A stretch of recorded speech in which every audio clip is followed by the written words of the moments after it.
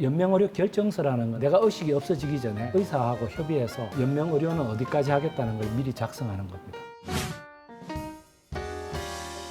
죽음의 삶의 마지막 순간이 저는 삶의 성적표라는 생각이 들어요. 그 순간에 뭐 여러 생각이 들지 않겠어요? 이 죽음이라는 게 생명체가 있는 건 누구나 다 피할 수 없는데도 불구하고 과학적으로 증명된 게 하나도 없어요. 뭐 사후 세계에 대한 얘기도 많고 그러지만 누구도 그 경험을 남겨놓은 사람이 없기 때문에 그렇죠. 예, 과학적으로 증명된 게 하나도 없어요. 어쨌거나 분명한 것은 저희 같은 의사들은 그 환자들의 그 겪어나가는 과정을 삼자로서 지켜보게 되는 거 아니에요.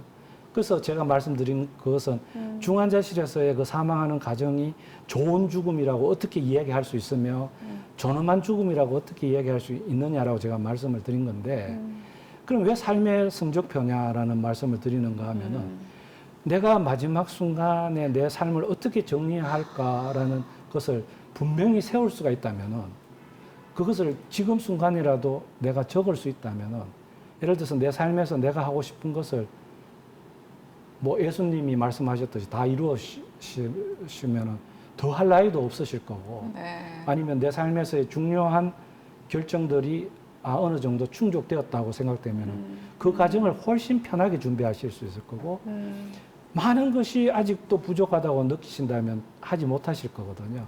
그래서 제가 죽음의 순간의 결정은 바로 자기 삶의 성적표가 아닌가라고 생각하는 거예요. 그럼에도 불구하고 적으셔야 된다. 제가 어제 국가생명윤리정책연구원으로부터 자료를 받았거든요. 그 무슨 자료를 받았나 하면은 우리나라 연명의료 결정이 어떤 형태로 이루어지는가를 봤는데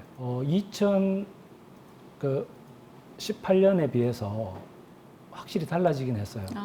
달라지긴 했는데 여전히 소위 말해서 사전 연명의료 의향서 저희들 어드밴스 디렉티브라고 얘기하는 건강할 때 작성하는 그 비율이 아직도 매우 낮아요. 그러니까 처음 시작할 때는 아예 뭐 0%였다가 지금 한 1%에서 2%, 3%까지 늘어나긴 했는데 그것이 정말 40%, 50% 돼야 되는 거거든요. 근데 건강하실 때 작성하셔도 아무 문제 없는 게요. 반드시 다시 확인하게 돼 있어요. 결정하기 전에. 그러니까 우리가 건강할 때는 좀 더 대범하게 쓰잖아요. 그렇죠. 예, 대범하게 쓰시고 근데 막상 닥쳤을 때는 생각이 많이 바뀌시거든요. 반드시 새로 확인하게 돼 있어요. 그리고 그 병원에 설령 지금 안 쓰셨다 하더라도 한 가지 좋아진 게 있더라고요. 그 연명의료 결정서라는 건 뭔가 하면은 그 내가 의식이 없어지기 전에 의사하고 협의해서 연명의료는 어디까지 하겠다는 걸 미리 작성하는 겁니다. 이제 그 외의 방법은 환자는 본인이 개입하지 않고 환자 가족들하고 협의를 하거나 뭐 그렇게 해서 결정하는 거거든요. 거기에는 이제 우리 환자분은 이렇게 얘기했어요가 있고요. 깜깜이도 있어요. 전혀 몰라요. 그럴 때는 가족 전원, 일촌 가족 전원 합의거든요. 아직도 그게 3분의 2고 그것을 보면서 느끼는 게 여전히 우리는 환자하고 가족들이 설령 환자분이 병이 있어도 죽음에 대해서 이야기하지 않는다. 그게 선생님 좀 이렇게 세대가 젊거나 그런 사람들은 이런 얘기를 그러니까 자기하고 아직 멀다고 생각해서 적극적이에요. 그런데 이제 부모님들은 일단 정보가 잘 없기도 하고 잘 모르셔요. 그럼 자식들이 그 얘기를 꺼내야 되는데 그 얘기 꺼내기가 참 쉽지 않아요. 지금도 우리 사회는요. 그 우리가 뭐 무슨 종교 그러지만 유교적인 배경이 있고 유교라는 게 가족주의잖아요. 그러니까 그 가족주의에서는 나라는 게 없어요. 우리죠. 우리. 그러니까 우리의 결정이지 나의 결정. 그리고 실제로 환자분들도 가족들에게 물어보세요. 이게 많이 접근해 보면 그렇고요. 저희 같으면은 환자가 의식이 있는 상태에 중환자실 들어오면은 여쭤보거든요. 저희가 이제 가족주의라는 걸 알고 있기 때문에 가족한테 먼저 여쭈죠. 어떻게 하실까요? 어디까지 하실까요? 좀 바뀌긴 했는데요. 몇 년 전만 해도 제가 제일 많이 들은 얘기는 의사가 치료할 생각은 안 하고 죽는 얘기부터 한다. 이 얘기를 제일 많이 들었어요. 심지어는 아주 화를 내는 가족들도 있었어요. 그래서 물론 제가 말하는 방법도 바꾸었어요. 그러니까 저희가 최선을 다해서 치료를 할 겁니다. 그렇지만 혹시 이런 상황이 되면은 제가 판단했을 때 환자분의 경과는 이렇게 갈 거니까 어떻게 하실래요? 이렇게 그걸 했는데 최근 한 2년 사이에는 또 연명의료 결정법이라는 법이라는 게 사회로 좀 홍보가 되고 나서는 네. 가족들의 태도가 좀 달라지시겠나 했어요. 네. 그런데도 불구하고 법에는 어떻게 되어 있나 하면요. 환자의 의식이 있으면은 가족이 결정하는 건 무효예요. 네. 환자 의식이 있으면은 중환자라도 환자의 결정을 따라야 되거든요. 우선한다. 예. 그래서 저희가 환자분하고 상의하게 해주십시오라고 묻거든요. 대부분이 안 됩니다. 환자가 실망하실 거예요. 예. 환자가 극복하려는 의지를 꺾을 거예요. 여러 이유로 차단하시거든요. 그게 사회적인 문화거든요. 그러면은 저는 법이 바뀌어야 된다고 생각해요. 법이 어떻게 바뀌어야 되냐. 가족과 협의해서 결정할 수 있게 해줘야 돼요. 왜냐하면은 어쨌거나 환자의 뜻을 그나마 유추할 수 있는 사람은 가족이에요. 그래서 그런 것들이 바뀌어야 되고요. 그 다음에 그러기 위해서는 지금 이제 젊은 사람은 좀 달라졌을 거라고 얘기하셨는데 저희는 초등학교 때부터 네. 죽음 교육을 해야 돼요. 영국이 하거든요.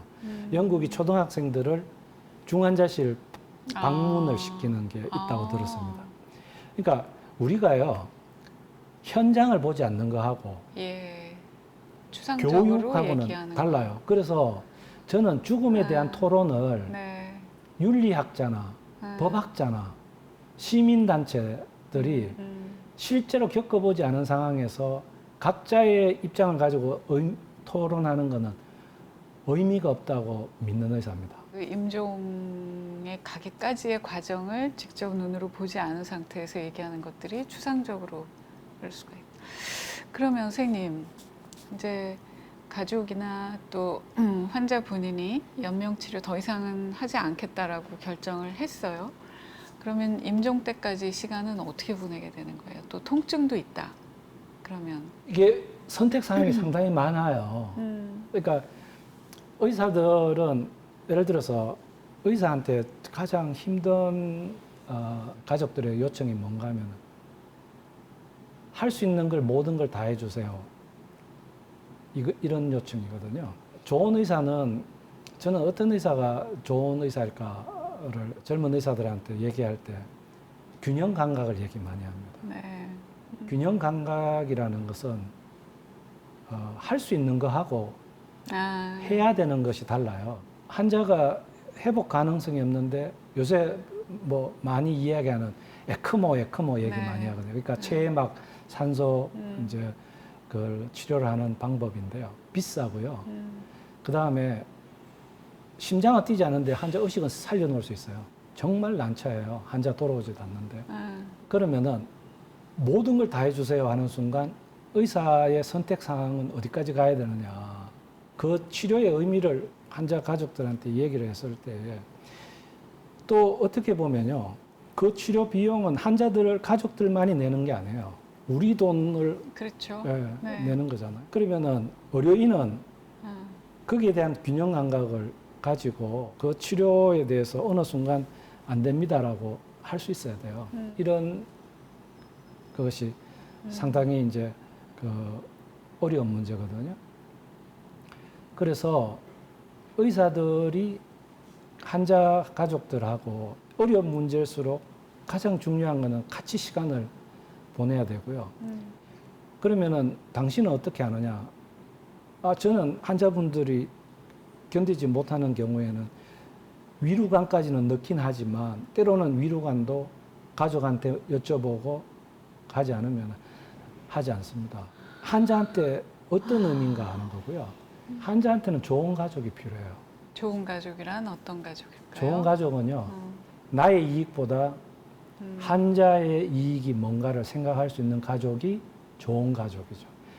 그 당연한 얘기 아닌가? 우리 현장에서 아닌 경우 많이 있습니다. 가족들하고 얘기하다 보면요. 이 환자가 어떻게 살았는지도 이해할 때가 있어요. 평소에 가족들하고의 관계. 때로는 가족하고에서 그 가족들한테 그 환자가 너무 소중한 경우도 있어요. 그런 경우도 어려워요. 가족과 환자가 떼기가 어려운 경우가 있어요. 그런 경우에는 그 환자가 할 수 없이 그 고통, 그 시간 견뎌내셔야 되는 의무가 생기는 거죠.